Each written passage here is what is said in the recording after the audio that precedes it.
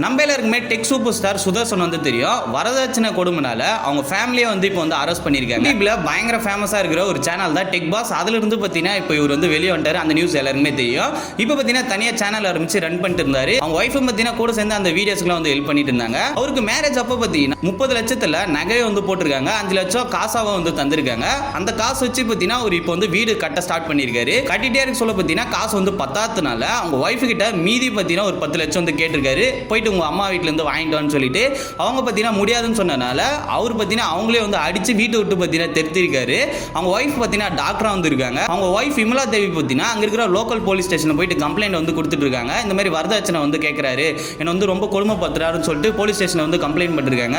Police பார்த்தீங்கன்னா நேற்று காலையில் வந்து விசாரணை வந்து பண்ணியிருக்காங்க. நம்ம சுதர்சனே வந்து அரெஸ்ட் பண்ணியிருக்காங்க. அவங்க கூட இருந்தா அவங்க அப்பா அம்மா எல்லாருமே பார்த்தீங்கன்னா இப்போ வந்து அரெஸ்ட் பண்ணியிருக்காங்க. நல்ல யூடியூபரா தான் இருந்தாரு. ஆனா இப்போ அவருக்கு என்ன ஆச்சுன்னு தெரியல. இதை பத்தி என்ன நினைக்கிறீங்க? கமெண்ட் செக்ஷன்ல வந்து கமெண்ட் பண்ணுங்க.